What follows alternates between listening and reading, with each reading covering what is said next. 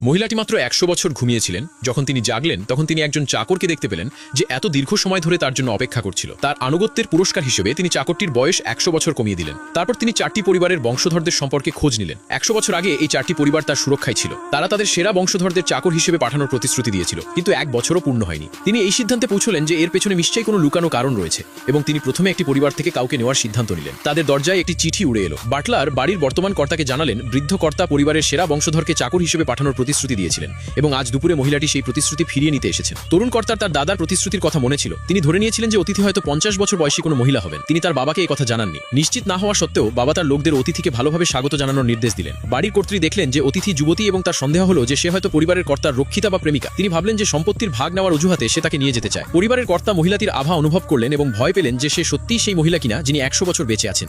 কিন্তু বাড়ির কর্ত্রীর দীর্ঘ বিশ্বাস ছিল যে সে একজন রক্ষিতা, তাই তার পরিচয় ফাঁস করা উচিত। নিশ্চিত হওয়ার জন্য তিনি বৃদ্ধ কর্তার পড়ার ঘরে রাখা একটি ছবির দিকে ইশারা করলেন। মহিলাটির কাছে এটি বিরক্তিকর মনে হলো এবং তিনি সোজা বৃদ্ধ কর্তার মৃতদেহের কাছে গেলেন। তাকে জাগানোর উদ্দেশ্যে এগিয়ে গেলে পরিবারটি তাকে এই বলে থামিয়ে দেয় যে বৃদ্ধের বার্ধক্যজনিত কারণে মৃত্যু হয়েছে, তাকে বিরক্ত না করাই ভালো হবে। এরপর তিনি সামনের হলে ফিরে এলেন। বাড়ির কর্ত্রী প্রথমে তার উপর আক্রমণ করে বসেন, জিজ্ঞাসা করেন কেন সে ঘুমটা পড়ে আছে, এবং বলেন যে সে কোনো কর্ত্রী নয়। তার কথাগুলো আরো আক্রমণাত্মক হয়ে ওঠে এবং সে গালিগালাজ করতে শুরু করে। সে বলতে থাকে যে মহিলাটি ধনী পরিবারে ঢোকার লোভে পথভ্রষ্ট হয়েছে এবং তার ছেলেকে চাকর বানাতে চায়। এমনকি সে উপহাস করে এও বলে যে ১০০ বছর বেঁচে থাকলেই সে ক্ষমতা পেয়ে যাবে না। ঠিক সেই সময় বাটলার পোর্ট্রেটটি নিয়ে আসে। পরিবার তার পরিচয় নিশ্চিত করে ফেলেছিল। বাড়ির মহিলা তারপরও মানতে চাইলেন না এবং ঘোমটা সরানোর জেদ ধরে থাকলেন। চাকরটি বিপদের সতর্কবাণী দিল, বলল যে কেউ তার আসল চেহারা দেখবে তার জীবন থেকে ১০০ বছর চলে যাবে। মহিলাটি তা বিশ্বাস করল না এবং নিজের জেদে অটল রইল। পরিবারের সদস্যদের বৃদ্ধ কর্তার কথা মনে পড়ে গেল, যেখানে তিনি সতর্ক করেছিলেন যে ওই মহিলার আসল চেহারা যেন এমনি এমনি কেউ না দেখে। এর বিপদ বুঝতে পেরে কর্তার সাথে সাথে মহিলাটিকে থামানোর চেষ্টা করলেন, কিন্তু কর্ত্রী তাকে একপাশে ধাক্কা দিয়ে সরিয়ে দিল এবং ঘোমটা তোলার জন্য এগিয়ে গেল। সবাই এটা দেখে চমকে গেল যে মহিলাটিকে একদম ছবির মতোই দেখাচ্ছিল, কিন্তু সেই মুহূর্তেই বাড়ির কর্ত্রীর চুল পুরোপুরি সাদা হয়ে গেল। অন্যদিকে রহস্যময়ী মহিলাটি শান্ত ও স্থির রইলেন।